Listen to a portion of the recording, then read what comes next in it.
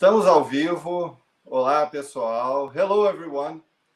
This is just a quick intro in Portuguese, and then we'll move to English. Então, gente, para quem quiser acompanhar o papo aqui depois, a gente vai tentar legendar. Agora vai ser em inglês. É um prazer enorme ter esse convidado de peso, que é o Kent Langley. Eu vou mudar para o inglês agora. E, enfim, né? Espero que vocês curtam isso aí. Kent, it's a pleasure having you here. It's the first international interview we're doing in Papo de Mercado. So you're kicking off an interesting part of our project. I see no better person to have here and do that. And to begin, I'd like you to make an intro, a background about you, about the things you've done, and what led you to where you are right now. Wow. So not a small question. And to kick us off, I'm just not going to commend you on your teaching skills in Portuguese. I didn't learn anything in that opening segment. All I know is what obrigado, right? I don't know how I did there. That's literally all I've got. So it's really good. We'll kick it off with that. Very good, obrigado. Okay, excellent. So I'm not going to do too long on this. I've had an interesting and varied career. I'm a serial entrepreneur, so I have literally for decades now started company after company after company. But currently, and I'll work backwards just a little bit to help answer that how did I get here question. But currently, I'm working on a company called OpenEXO as one of the ones that I'm doing, and OpenEXO is out for nothing less than to transform the world for a better future. And I would say we've become a media company as much as anything these days, but what's really important about it is at the heart of it is a community of 5,500 people that I'm super excited to have had any hand at all in convening, because they are truly going out and changing the world. And it matters. That work just really matters. At the same time, I am a co-founder in a company called FluidChains, and FluidChains is making blockchains impactful. That's kind of what we've set out to do. And to do that, we're working primarily at the civic scale, helping cities and countries implement innovation, tokenize their innovation ecosystems. So that's FluidChains, and got a program there that we're running that's helping to do that. It's really fun. And the third primary thing, can you have three primary things? I don't know, that I'm doing is, I do, right? Is Digitized, or digitized.live is a organization I created to help people be able to do what you're doing, frankly, right now, which is to get out there and broadcast and learn how to become a better virtual speaker and build really, really meaningful events. And that was born out of an event series that came from OpenEXO. So those are three current things. My background is deep technology, long time in web and internet, going back to 1999, 2000 being my first real, I guess, .com. Fast forwarding quite a bit, looking at building large-scale analytics systems, many of my other startups, but in addition, working for companies like Dell and Autodesk and a handful of others, rebuilding their web-facing infrastructure, building large-scale data processing for social media applications. So I have a deep expertise in internet architecture, data processing architecture, and AI implementation and operations. So if you actually want to do AI, that's what I help people figure out. So I know it sounds like a lot. In my brain anyway, it's all related. And that journey through doing all of those things, building all of those companies, led me to Medellin, Colombia on a trip once, where on a flight back, I was sitting in business class next to a lovely person who you know well. And she says, "What do you do?" And I told her. She goes, "Oh, you'd really like my husband." And I was like, "Oh, that's awesome." And next thing you know, I think we were having dinner and talking on Skype and Zooms, and that's how I ended up here today. So a very long technology career, all the way to here, and working in blockchain, AI, social media, community building, and trying to just really my own personal MTP, empower people with technology. That is what I try to do every single day. So I'm a witness to that, and for those who didn't see Kent in his TED talk talking about tokenizing his family economy around video games, it's really interesting. I love that. And the first thing I want to jump into is the digital life part of yourself. Okay. And when did you figure out that this could be the new society? Because you've jumped into it really well, and I know you saw the internet growing from its beginning. You had a BBS, and so when it hit you that the front line of everyone, the front face of everyone should be or should have this digital self. And I'll let you show your skills a little bit. I'll put you on the center of the screen so you can show off what you can do. Sure. Well, here, so I'll go this way. And so, as I said, kind of my MTP that I try to shoot for is to empower people with technology. And if you're going to empower people, I'm people too. So I got to thinking about myself. So the when answer to your question is. It was about mid-2014, and I was running one of my startups at the time in the data analytics space, and I kind of got to the end of the road with that company. It wasn't a particularly positive outcome in that case. As an entrepreneur, you have these, right? It's normal. This happens, and as I was wrapping that company up and realizing that I was going to be telling a lot of people that it wasn't going to work out, I also decided that I wanted to take advantage of technology and be able to effectively work from home anywhere. I closed all my physical offices, said I wasn't even going to try anymore to open physical offices, and I moved back home into my garage studio, and I converted my office at the time, which was a normal desk and all that stuff, into a broadcast studio. And that's where what you're seeing here started, where I'm capable of doing these kinds of transitions and things like you're seeing here now. And really, this is what you see behind you. That's not just a static page, right? This is that's a live web page in this particular case. And if I wanted to, because you mentioned it, if I wanted to show you my TEDx talk, then I would be able to do that. Of course, because I'm on a live show, it's going to give me grief for some reason, but I won't mess with that. The idea is that I'm able to be telepresent anywhere, anytime, and because of the way that my studio runs, technically I could be broadcasting not only with you and to you right now, I could be broadcasting in 100 places or 1,000 or 1,000,000. And it's that type of thinking, that type of coming up with ways to effectively replicate yourself that really motivated me to take what I want to do, which is empower people and move that forward. So I hope that helps answer the question to some degree. So the win is like I had a huge moment in 2015, really in the middle of kind of failing a bit at a business. And then I had all these intervening years, and then COVID hits, right? Yes. And all of a sudden, this that I've been doing since 2015 is a hot commodity, and I'm getting 100 phone calls in a month or more saying, "Could I pick your brain?" Or "How do you do?" Or "What software do you use?" And I try to answer as many as I can, but it's unbelievable what's been going on. And so, even in bad times, there's interesting opportunities and things like that. So. That's kind of the win for sure. And now you're using that skill set for many conferences and also giving services for that. And I attended the EXO conference, the OpenEXO and the EXO World, and the EXO for small businesses that happened yesterday, and they are amazing. and they're really good. I couldn't attend the whole event, but when I was there, and so what kind of challenges do people usually face, and how do you help them survive this new environment?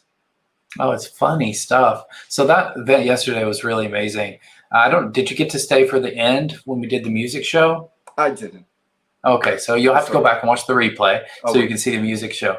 But there was a former late stage finalist for American Idol, Casey Abrams, came on and did 2 songs for us, and it was just awesome. But right before Casey Abrams, we had Esther Guigui, and she was just she's a young lady, beautiful, singing and speaking for the youth, and all of this we did in conjunction with all the workshop stuff to help people figure out how to pivot their businesses. So this, the things that I see with this type of thing is like simple. So right now, I mean, I'm not in my ideal state right now because I got my desk weight down. I actually can't lift it up because it's got a bunch of studio equipment sitting on it. But normally I would never take a call like this sitting down. So I'll say things like, just stand up. It fundamentally changes your energy. Use your hands, right? You'll notice I tend to pick my hands up when I'm talking. That's a simple thing.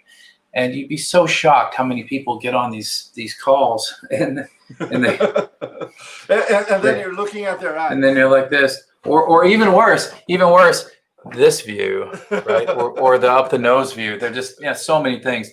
But so little things like being able to teach somebody that this little thing here called the aperture of the camera is actually the eyes of your audience, and you must look into it, and it's what's going to make them feel connected. And if you take that from a personal speaking perspective and you teach that to a whole group of people, now that whole group can communicate in a telepresent or virtual way more effectively.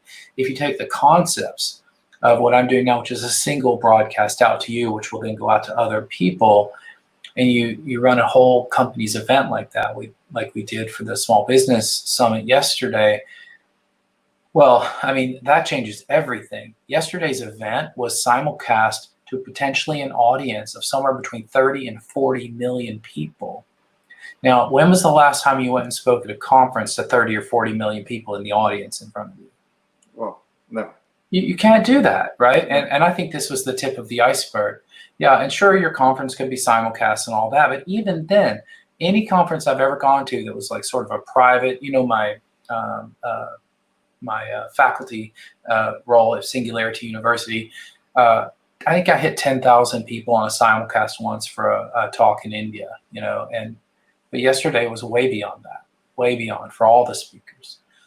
The other thing is that when companies start to think about not only how to digitize their events or their conferences or I've got someone who's called me up to run a really high-tech virtual board meeting. Like they just want to blow the socks off their board members in this environment when they can't fly them wherever to whatever Hawaiian island, to do their thing. They want to do it like this and they want to blow them away. So there's a lot of coaching involved and things like that. But if they do that right, they're going to get investors. They're going to get a deep level of engagement because they're going to look. Well, they won't look. They'll be a whole new company with a whole new set of capabilities that they did not have before. Frankly, they were absolutely forced to do it by a global pandemic. And so they're learning at an accelerated pace. I'm still working on that project, and I hope I do get it because I think it's going to be super exciting. We have a concert coming up in September, it looks like. And in that concert, if you can get the audio and the video down. So what am I talking about? Musicians are small business artists, most of them. Some of them get really big. Most of them are small business owners. And so we're going to be teaching these musicians how to get high quality audio and video feeds out of their homes, right? Or out of nearby studios onto the main stage for an event where it's then potentially broadcast and simulcast to millions and millions, and some of these folks might be struggling to have a few thousand folks on their YouTube channel. Yes. So these are just things I'm literally dealing with in real time that are coming to mind to answer that question. But we made the Digitized Live YouTube channel just for this very question. I think you've seen that, yes. Where we take questions from people who need input on how to digitize their business or their life or their persona or their resume or their Zumba class. As in some cases, I got a question, it's like, how do I digitize the music for my Zumba class? And I taught them how to use a tool called Loopback to drive high quality audio into Zoom so that and that's my most popular video I ever made. So apparently a lot of people take Zumba classes. I didn't, or teach Zumba classes. I didn't know. So that's kind of the things on my mind, Gabriel. So, but that's the fantastic part of it, because the first time I had a virtual meeting with you, I realized that being online is not a limit, it's not a hindrance. It's actually a potential. You can do more stuff. It can do different stuff. You can't do some very important stuff, which is the eye-to-eye connection in person, but that can be replaced for many other things that are really interesting. I mean, doing a board meeting the way you do your calls is engaging and fun. And usually board meetings, I mean, they're the exact opposite of that. And how did you come up with that idea? And what's the story behind seeing the potential of broadcasting yourself? Oh, okay. So two things. Number one, I do not see this as a limitation.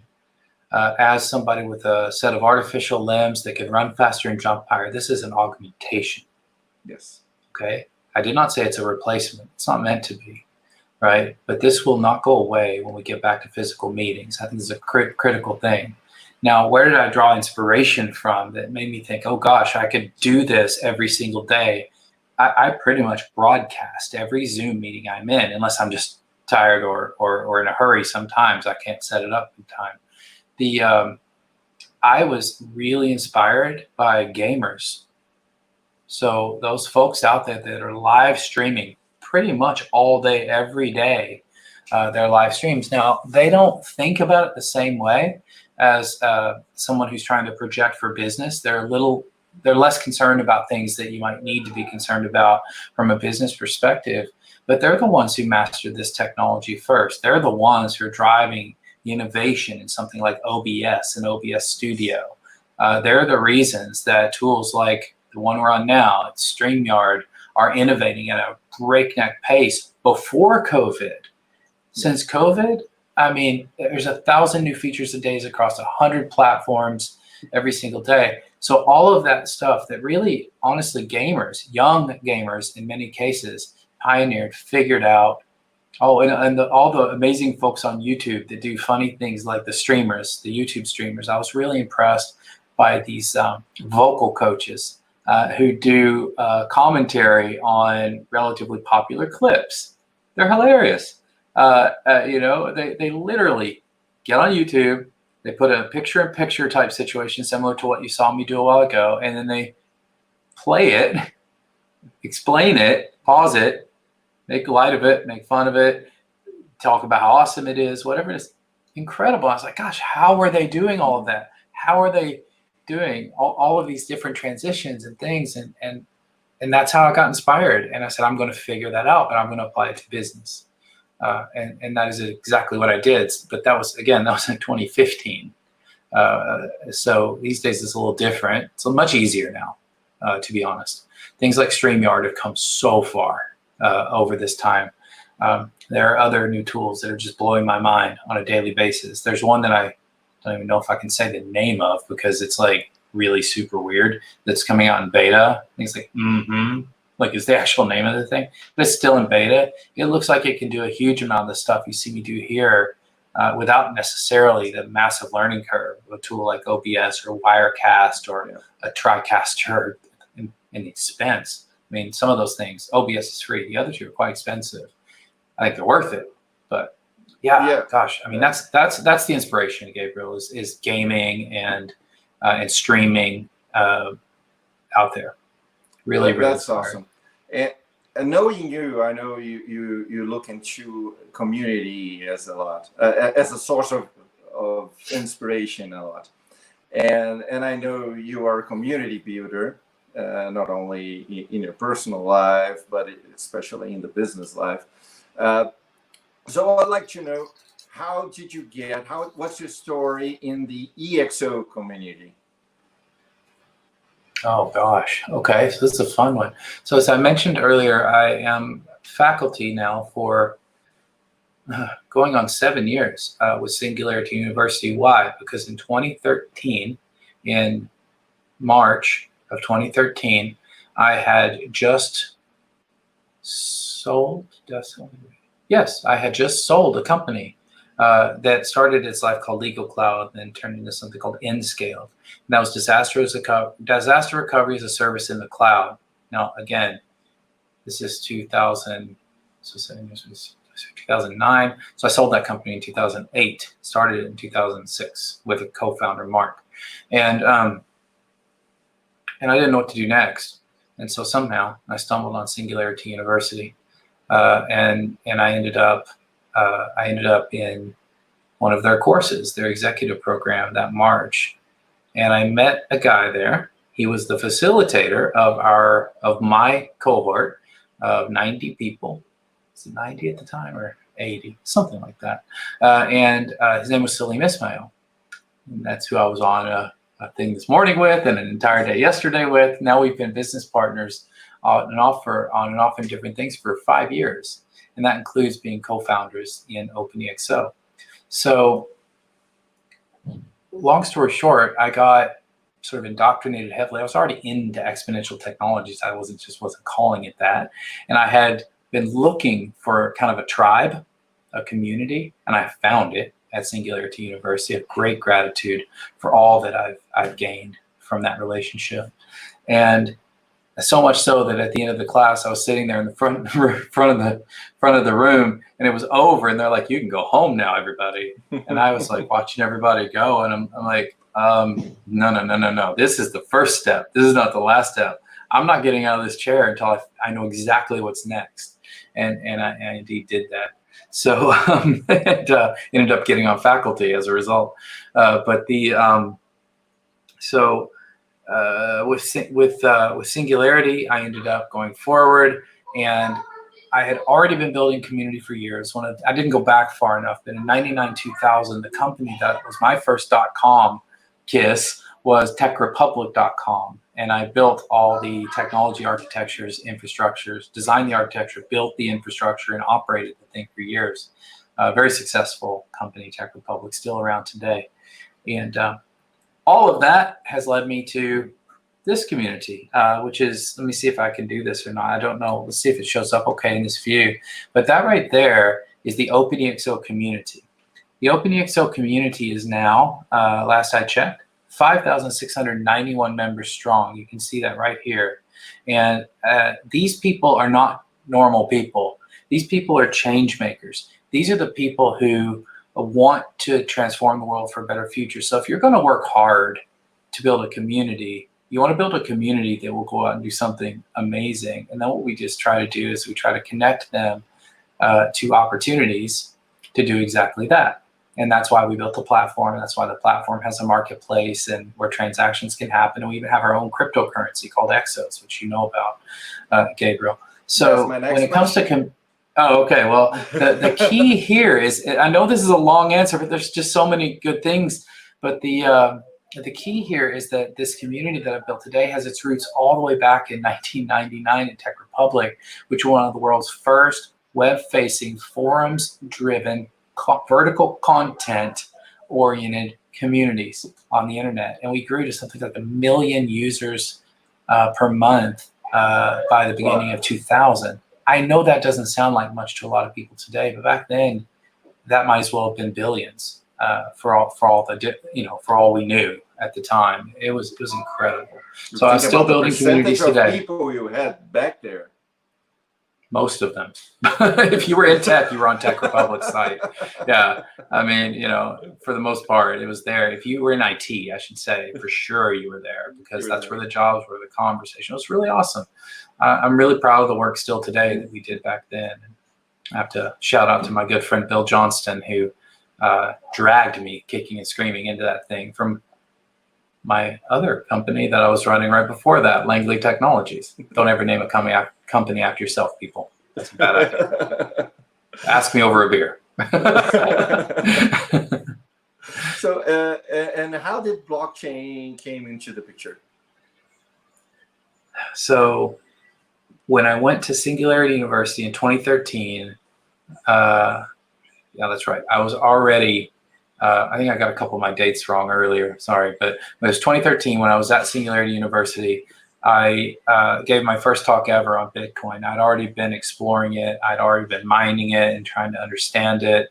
I wasn't doing anything particularly serious. I wish I had been. I was just playing around. Looking back now, I was like, oh, geez.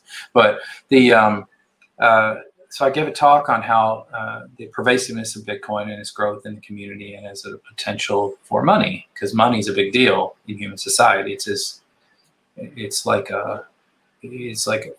just part of being human, right? The need to exchange value through a proxy medium, right? Called money. And so that was just like sort of a wake up call for me, even though I was the one giving the talk, that I had to get serious about that. Now it wasn't for years later. It was 2016. I started building OpenEXO with Salim, and we sat down and we said, gosh, should our community, which was small back then, it was only a few hundred people, should they have their own currency? Does that make sense? And if they did, what would they do with it? And the realization over time has become that you can tokenize an existing economy, but you should not create a token and then go try to find its use case later, right? So tokenize something existing. So we said, yeah, we have a community, they're doing work, we can tokenize that. And that became Exos. It was originally called CivX, for Civilization X, but it became Exos later. And in 2016, we conceived it, we wrote the white paper. In 2018, we launched it. So the Genesis was on 0408 at 1600 hours, 32 minutes and 00 seconds. So if you know anything about exponentials, you'll see we were having a little bit of fun there. And that token just had its second birthday in April. And awesome. It's used now on the platform I showed you, in the marketplace for the exchange of transactions. It's used, I'll tell you a quick story. So OpenEXO has a training certification program. And there was a woman who really, a woman in a foreign country with a depressed currency. She really wanted to take the course, couldn't quite get the money that she needed to do it. We see this a lot. Well, this is where Exos stepped in. Somebody who had earned Exos, we take Exos for our own training, right? So somebody who had earned some Exos in the marketplace said, you know, they'll take Exos, I'll stake you. But she was short 250 Exos being able to pay the fee. So she comes on the circles, which I showed you in the forums, and says, hey, I'm putting 1250 in. Can anybody come up with an additional 250 Exos to help this really promising transformation change maker in this country with this situation? She was oversubscribed. So the point is that with the community's own digital currency, the community was able to then, because the training had been tokenized, fund someone who otherwise would have never gotten that training, who now can earn dollars on transformation projects from the marketplace in addition to Exos or Euros. That's incredible, right? When you think about that. And that's only in 2 years we have case studies like that. And I'm really proud of that, because it changes people's lives when you give them a new capability, a new livelihood. So blockchain for me, yeah, I mean, yeah, you know, the technology is super cool, but it really is about transformational change through the ability to exchange value in non-fiat based monetary terms, right, as a proxy to underlying capability of the communities that we represent. If you can do that, well, incredible, right? Because that's what money's for. It's for me doing something and someone being able to give me something that in return that I can then get something I need for. It's a means of communication. It is, and that at the base is what a blockchain is. It's like telephones from Alexander Graham Bell's day, and then you have this crazy thing about disintermediated trust, right? Yes. Blockchains are not trustless. You actually trust the system as a point of disintermediation or proxy for traditional trust boundaries. Incredible stuff. And why did you decide, you have your own blockchain. It's not only a token, but you have your own blockchain. Why did you make that decision? Why not launch it on Ethereum, for instance? Yeah, so if you're familiar, there was a thesis, if you will, by a fellow named Joel Monegro a while back called the Fat Protocol thesis. Really great, great stuff, really formative in much of my thinking. And there have been many, many expansions on that, and, you know, points and counterpoints and everything over the years. So wonderful debate around this. The thing about all blockchains and the whole point about the Fat Protocol thesis is that all value would be accrued to the protocols on top of the base protocol. Well, I'm not so sure. It depends. So the value will accrue to the base medium of exchange, right? So I don't care how many things you do on top, at some point value will accrue to the base in one way or another. It may be small and fractional, but that's totally fine because you'll have a lot of volume. So wouldn't you like for your community to own the means of effectively exchange between multiple points of capability or value over the long term with no, and if there even is an analog to something like gas, like a transaction fee, well, wouldn't you like it if that went only to your community members? So we chose to build our own blockchain based on a Bitcoin derivative with a proof of stake mining operation so that all the transaction fees, which are actually fixed in our case, for the transaction fees that are bundled into blocks that are mined by people staking the tokens, which generates demand, goes to members of the same community. So they're incentivized to keep the network healthy, clear transactions, secure them, and then obviously accrue exos so that they can do more of the same. While at the same time, the base chain has started to build sister economies, not on it, but aside it, that are connected. We've done one for Medellin, Colombia, called Rutaño. We're working on projects in Chile and Miami, and potentially a few others that will be, we consider them to be sister economies with effectively bilateral trade agreements. And once you do those trade agreements, then people can consume EXO services from the Rutaño economy, and the EXO folks can consume Rutaño services from the Rutaño economy with Ruta, or there can even be an exchange. Now, we're not an exchange, so that has to happen outside in its own ways. Why is this so important? Because, especially right now, when a lot of people don't have, for various reasons, a lot of cash, if they have a good way, they can do this, they can earn money. Now, this doesn't get you out of taxes at all, okay? You still got to pay your taxes.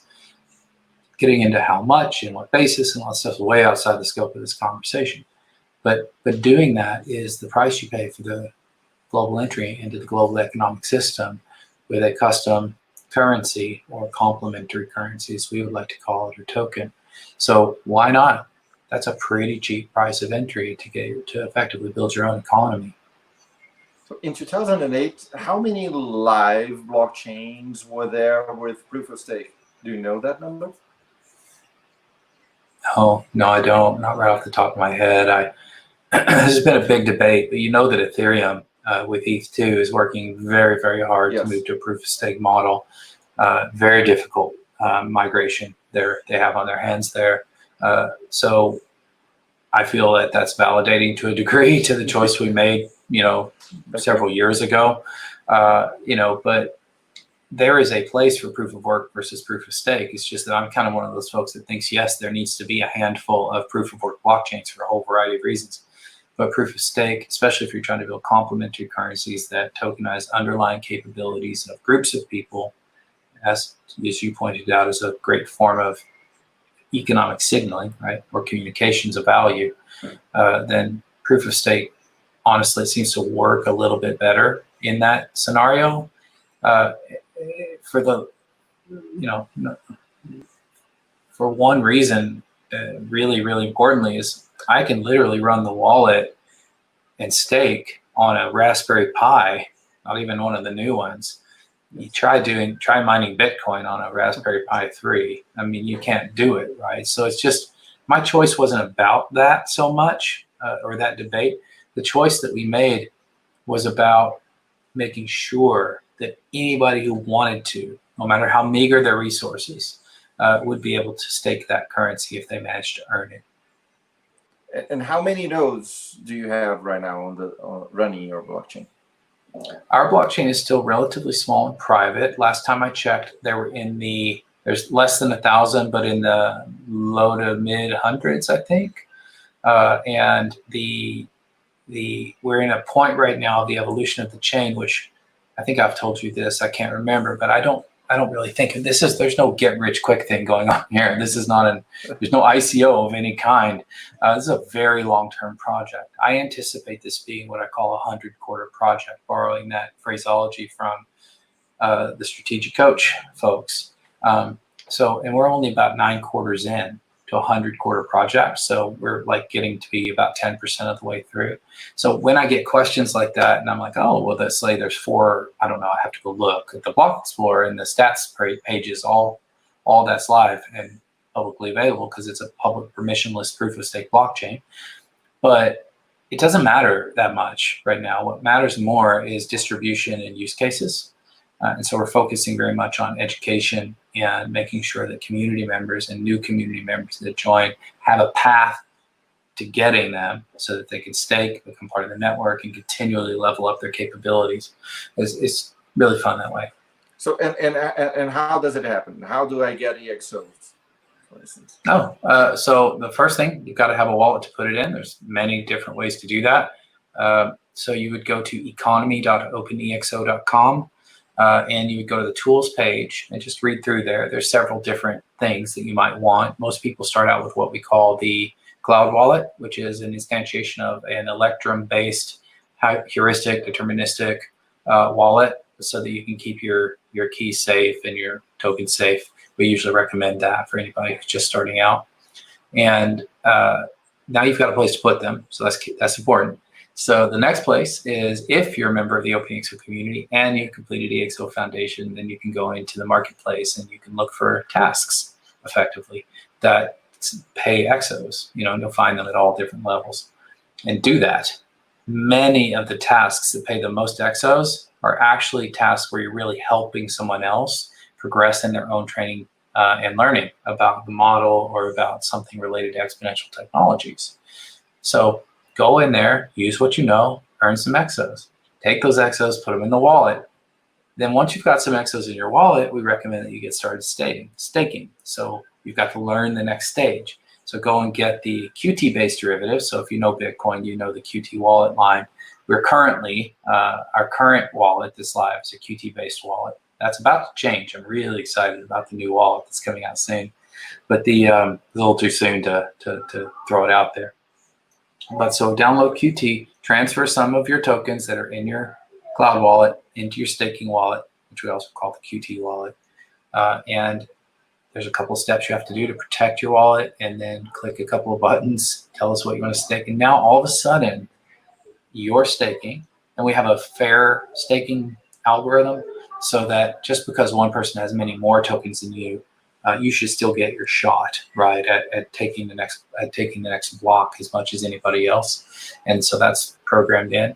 And so then when you get when you stake a block, which means mining the block, which has all the transactions in it, so you will capture 1 exos plus any transaction fees that are in that block from other people spending exos. So that's how it works. And in text, it's easier just to go to the website and read it and then find the little videos and things and just use it. And that's the thing. So, I mean, I know that we're an on-ramp to crypto for thousands of people. Many, many, many people I know, their first crypto was an Exos token. And that's really cool, like to teach people. It's a great teaching tool in that way. That's why we built it into all of our training programs.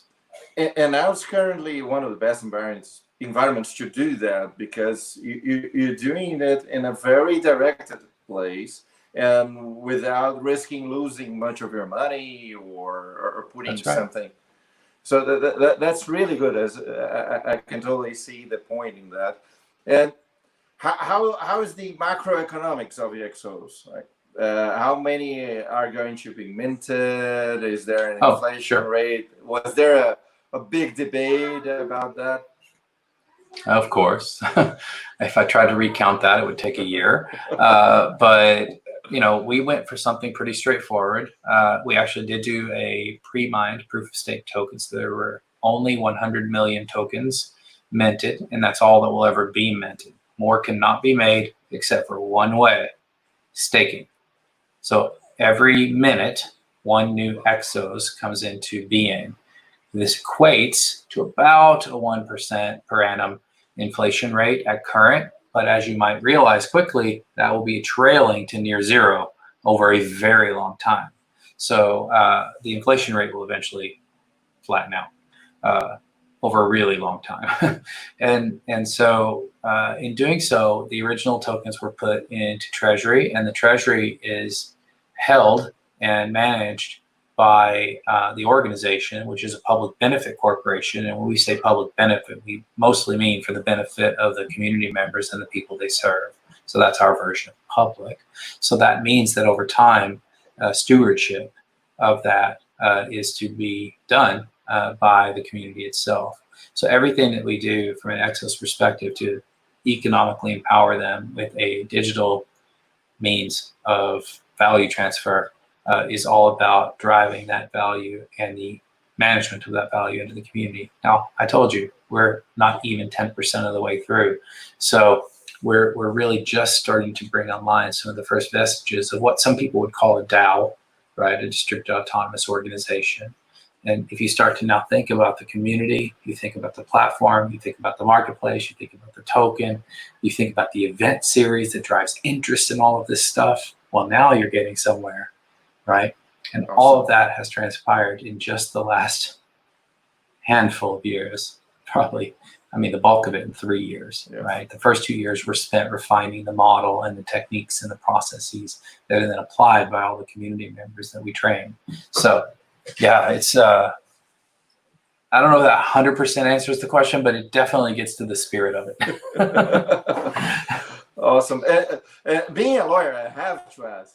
So you said a public benefit corporation. Is there a legal entity actually? Yeah, the PBC is a Delaware. It's a Delaware C corporation that operates as a public benefit.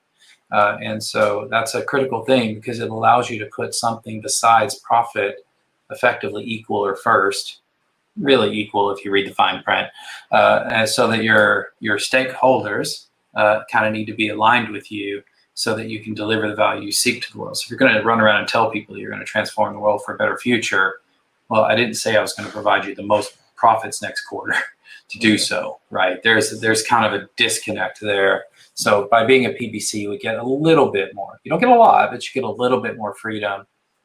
And if I'm to sort of let the long-term cat out of the bag, which I think is fine, over that same time period, something, maybe not 100 quarters, I hope, I don't know.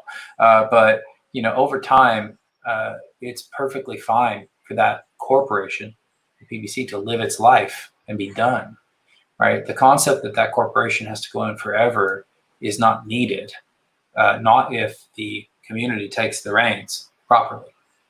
And then you're effectively a DAO.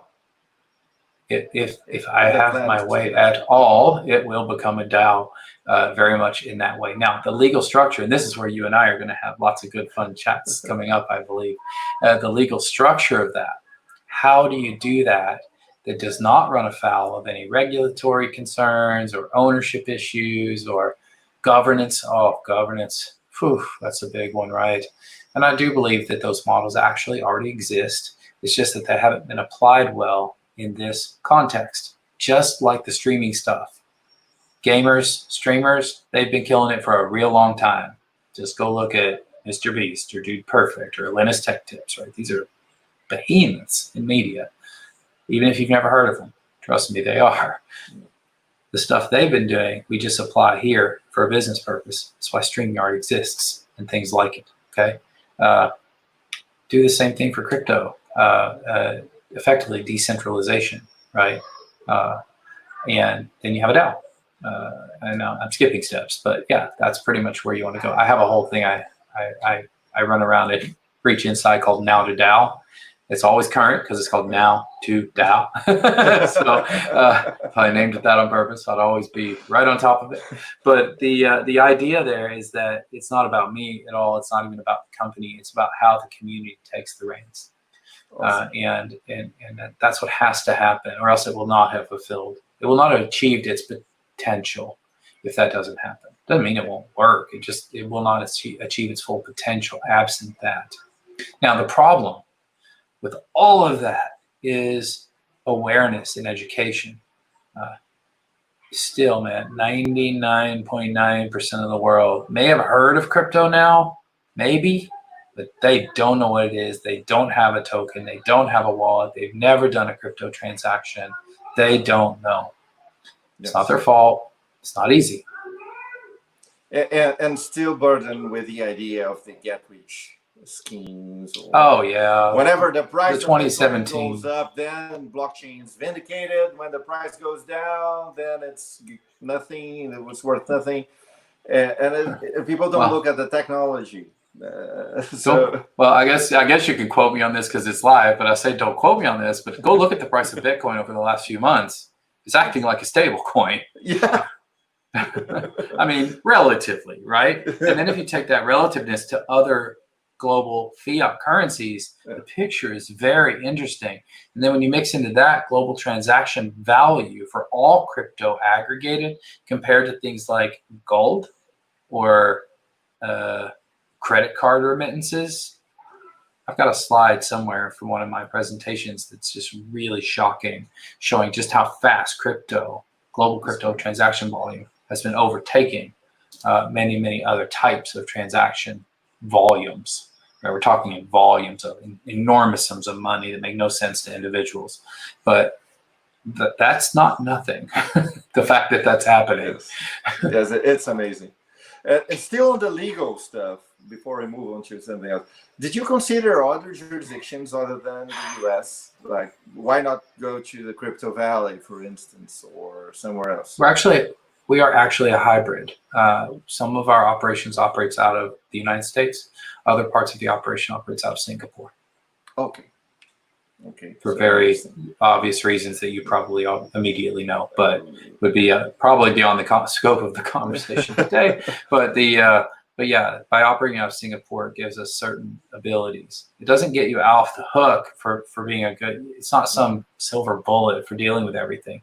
You still have to be a very responsible global citizen or regional or districtional citizen when you're going to build crypto. We take this stuff very seriously. The speech is now that Hinman gave, especially last year, a little bit the year before, maybe. I'm losing track of the times. I think everybody's losing track of time with COVID, but I know that I have a different relationship to time today than I did a year ago. But the Hinman, what we call the Hinman factors internally, I think other people probably call them this as well, has been our guiding light, in terms of how we conduct ourselves. Now, we were already doing 99% of that before, and now we're just, we use those as our checklist effectively to know how far we've come.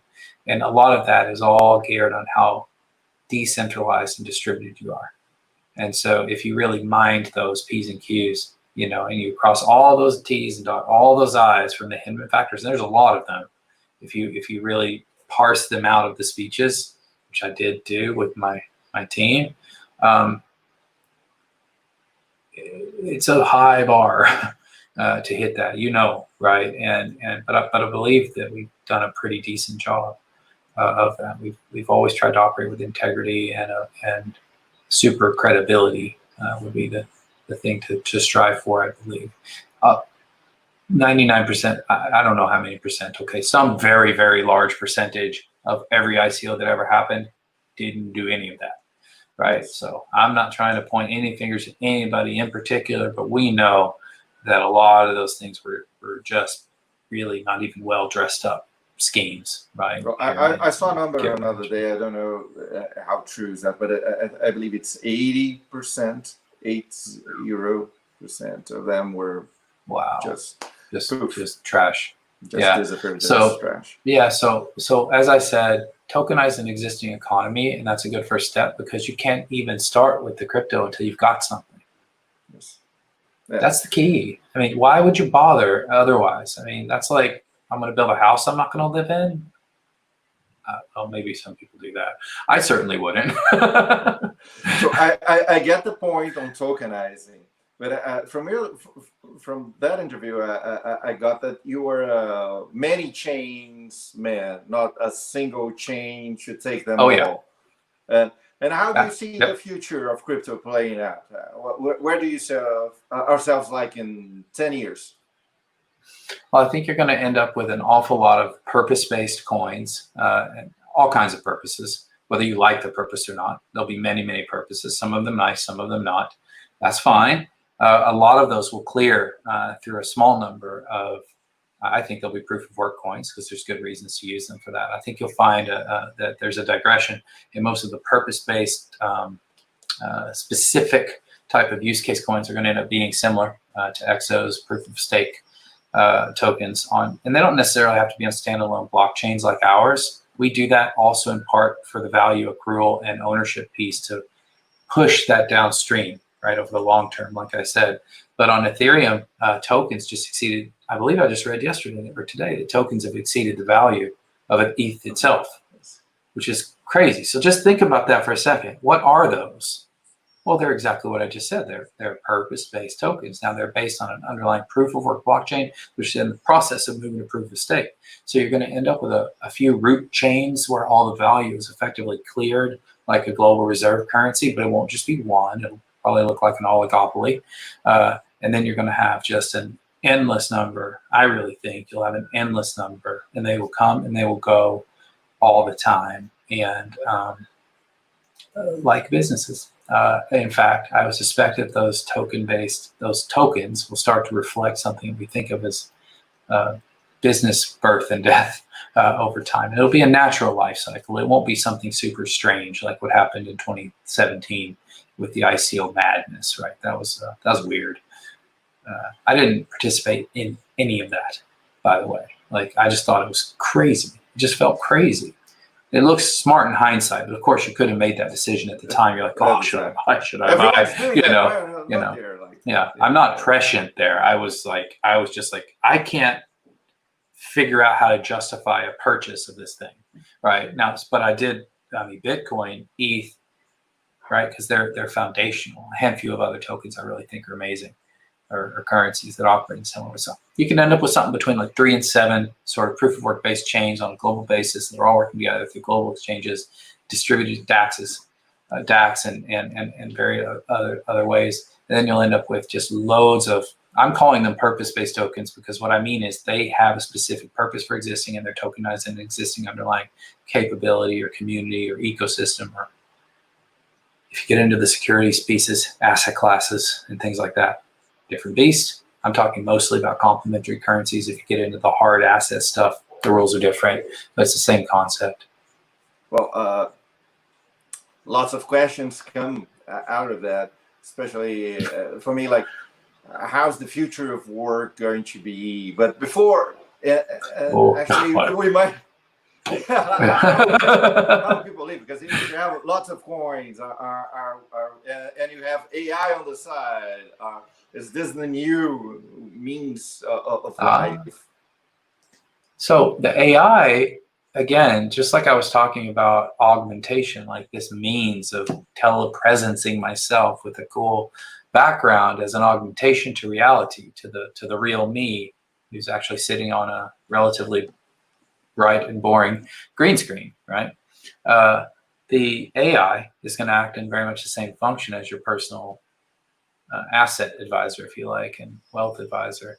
It's going to be the way that you make these economic decisions. It won't make them for you, nor should it, I hope.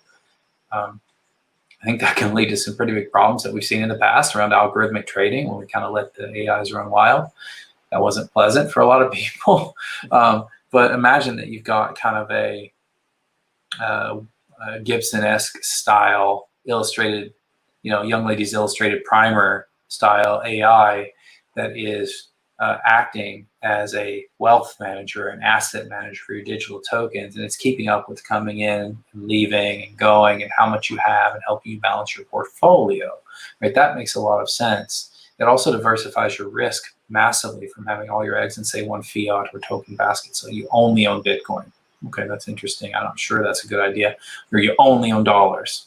I feel the same way, right? I mean, is that really a good idea? especially if you shove them under your mattress and reap the horrors of inflation on your well, right? So I think that future makes a lot of sense to me. It's what I've tried to teach my children, is that, don't understand the exchange of value, not the form the exchange takes, and use a form that you can trust in for long enough to get your value in and out as you see fit. But yeah, I mean, it's going to be a very, very, very interesting future. Now, could this future not come to pass? Absolutely. I read some very disturbing stories just in the last week about government involvement in cryptocurrency, and I was just looking at them, and I'm not even going to call them out because I don't want to call attention to them, frankly. But it's just like, it's a giant. They don't get what's happening in terms of the disruption and transformation, how it can be an ally for them, not an enemy. You just have to embrace and move forward. But eventually, all the fiat currencies and all the digital, it's all going to be digital. We're already running out of coins with COVID. Isn't that the craziest thing? You can't make change at the store anymore. They say they're making more coins than they've ever made before right now. But yet, if you go to the store and try to, it's crazy. And they make a pretty good argument for what's happened, but I don't get it. If we were standing here next to each other and it's COVID, you don't know where I've been, I don't know where you've been, and I hand you a $20 bill, you want the $20, you really probably want the $20, but you're going to put on gloves and a mask and take it and shove it in a baggie and take it home and dip it in something before you try to spend it, right? Wouldn't you rather I just toss you the digital currency? So that's just going to happen. I don't think you or I have to push that. Currency is going digital, right? Fiat, all of it. And like you said, instead of fighting against it, if you see the opportunity in that, pretty much like you did watching the gaming people, the streamers, and changing and looking at it as an augmentation of social life, not as something different. I love that. We have a question, and that's an interesting discussion because something that we didn't really talk much about today, which is the EXO framework. And there's so many things to talk about. It's hard to fit in a single life. I'll invite you. If you can cover for me just for a sec while I. What's been your experience with the EXO framework and model? I'll ask you a question just to give me a moment to pull up an image, and then I'll show it, and that's going to help me answer this question thoroughly. Okay. Awesome. And quickly. So my story with the EXO community and with the EXO framework was in a class taught by a former SU alum, and now he's a teacher at SU. Is Thiago Matos, and he has a class called Friends of Tomorrow. And that's what I got when I got my hands into the Exponential Organizations book, and I loved it. I love how it framed the difference between how traditional organizations are failing and how a new type of organization that builds on top of community can reach results that are much more effective and be more profitable. And how to engage that community, you have to have a purpose. And that I love the idea that the purpose is behind the success of this new kind of business model. So I tried to build that ever since. And now I'll let you answer Rafa Albuquerque's That's question. awesome. And that's awesome. And the tie-in of purpose is hyper critical. It's big and it's on the top of this diagram because it's one of the most important things. It's also sometimes the hardest to nail down if you've not tried to do this before. But this is in the original book, Exponential Organizations, that came out around the beginning of 2015 as well. So your massive transformative purpose is really simply put, for me anyway, it's like, what is it that you get, what gets you out of bed in the morning, and then ask yourself, is what you're doing massive? Is it transformative? And does it fulfill your purpose? Well, I told you mine is to empower people with technology. The massiveness is building things like OpenEXO, which are now touching millions of people, implementing algorithms that are feeding hundreds of millions of people, nourishing wellness, turning data into protein. These are some of my side projects that I'm working on. So my purpose, I'm clear on that. And the model is something that gave me a name for that purpose. I already felt that way and I already worked that way. But the model itself has an MTP and 10 attributes. The attributes are broken up between the ideas and scale, and each of the letters, of course, stands for one of the attributes. And so the 5 on the right, staff on demand, community and crowd, algorithms, leveraged assets, and engagement, these are effectively the ones that are external facing for you. And they are the things that help you engage the world. And I kind of think of it as pulling people to your gravity center. On the other side are the internal attributes, or the ideas attributes, interfaces, dashboards, experimentation, autonomy, and social. These are the 5 attributes that if you think of modifying or even incrementally changing the way that your business operates to do something, for example, with experimentation, like try something new every month. And now we have tools and techniques and worksheets and classes and workshops for how to do each of these attributes individually. But just think to yourself, okay, 3 times a quarter, I'm going to run an experiment that I think might improve my business, and I'm going to pass it or fail it. If it fails, I'm going to get rid of it. If it passes, I'm going to invest in it. Do that every month for 12 solid months. And then when you pick the experiment, choose one of the external attributes. So experiment 1, community and crowd. How could I better engage community to draw them into my purpose as an organization? Or experimentation, algorithms. What AI, if you like, machine learning, statistics, these are all variations on a theme if you want to look at it a certain way, could I implement that would 10x the capability of some important member of my team? What experiment could I design to do that? These are just 2 examples. So I can design an experiment from an attribute to impact your business, and then keep the ones that pass, kill the ones that fail. In fact, you will end up killing most of them. It's totally fine. Once you've gone all the way around this kind of thing, and you've done experiments 1 or 2 or 3 times for every single attribute, you will have fundamentally transformed your business. Sounds ridiculously simple, but it is truly that simple. Now, I did not say it was easy. The difference between simple and easy, but you've got to really think for a second about how much you're willing to put into it and what is your commitment. If you're not going to go ahead and commit to do between 1 and 3 experiments per quarter on between 2 and 3 attributes, so that you get yourself to between 60 and 70% attribute coverage over a reasonable period of time, say a year, you're going to just sort of plod along and never really get there. And you will spend a lot of time on this. It does not have to be expensive. Now, if you want to hit the nuclear button and go crazy fast, you can do this whole thing in 10 weeks. There's a thing called a sprint. It's 10 weeks long. And it's insane. And there's a version of that for cities called the fast track that's 16 weeks long. The thing that would normally take you a year, if you go kind of the way I described, I call that the marathon. That's not official, but that's what I call it. If you don't want to do the marathon because you're in a hurry for some reason, do the sprint. It's fast, but it's more expensive, and it's crazy effective on mindset shift for any organization that truly commits from the top down and the bottom up.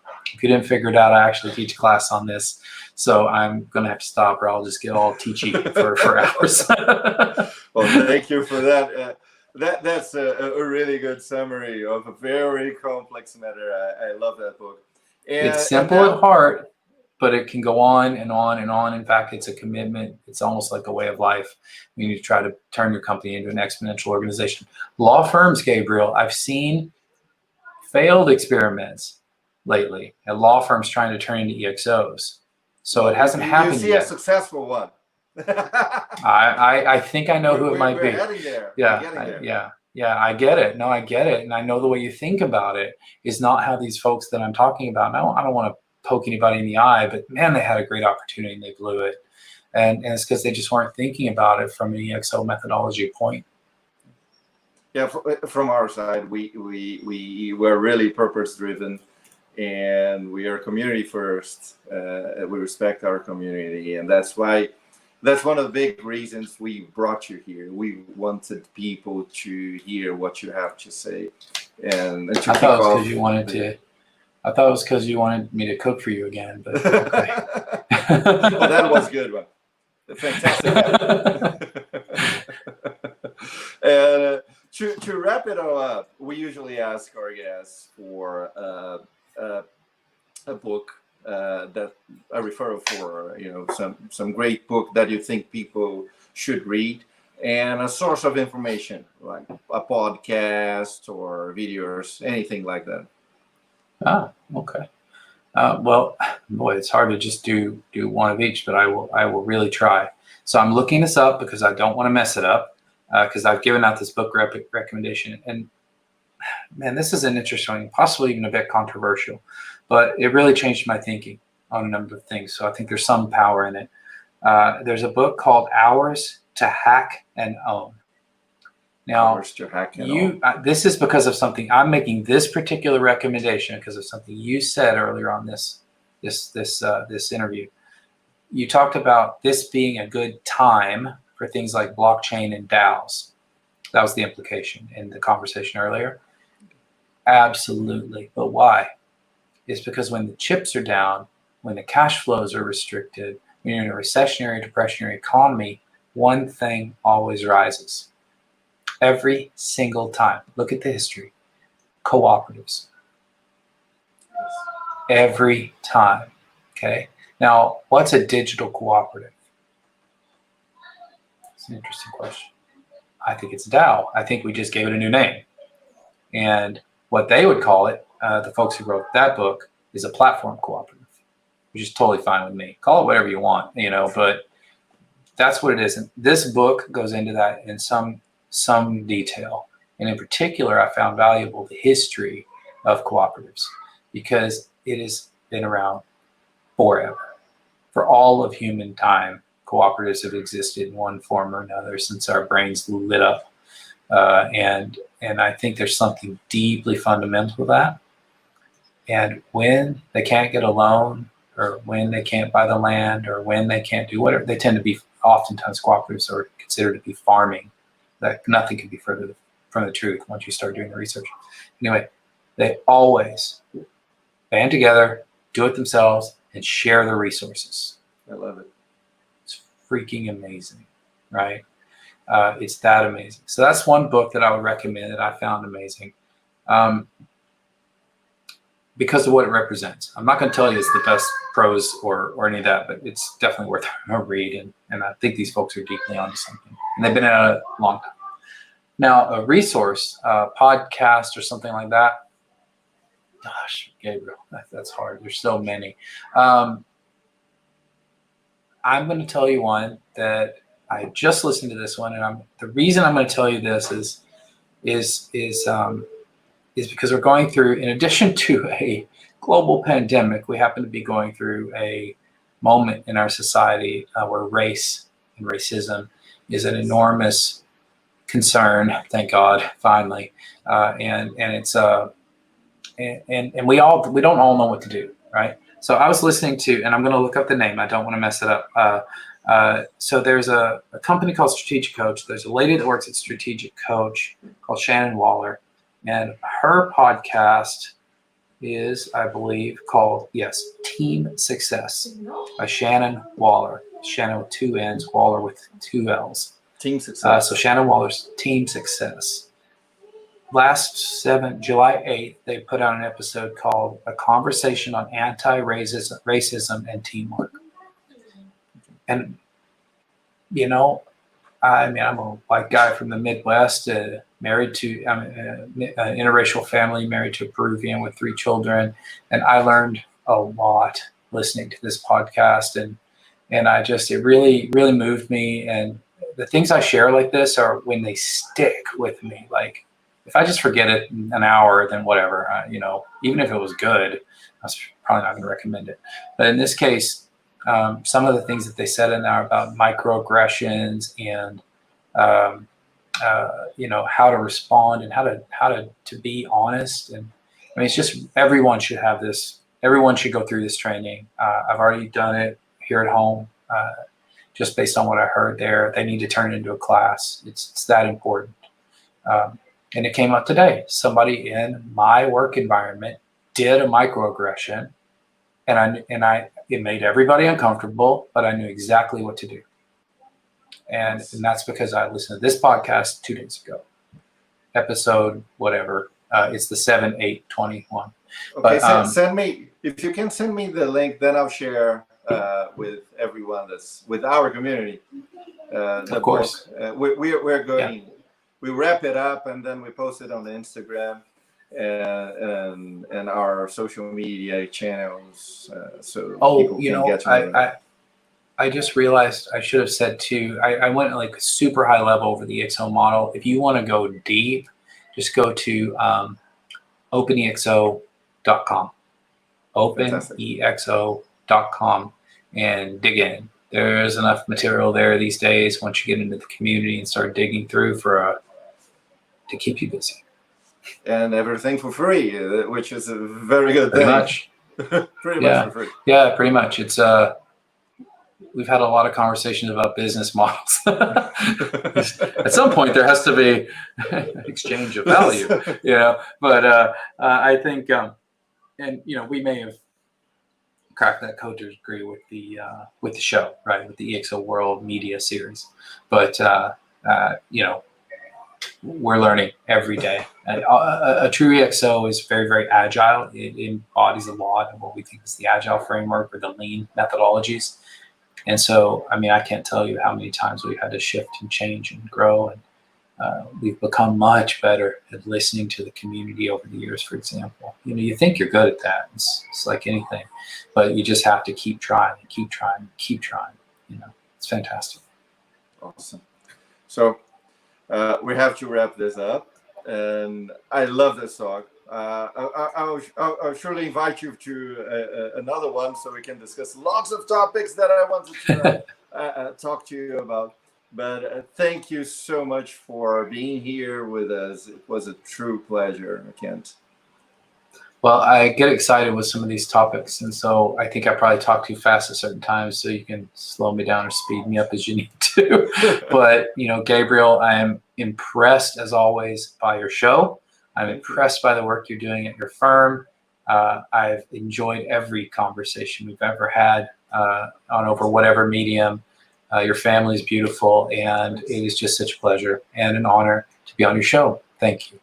Thank you so much. See you, everyone. Please like our videos, follow the channel. See you, everyone. Bye-bye.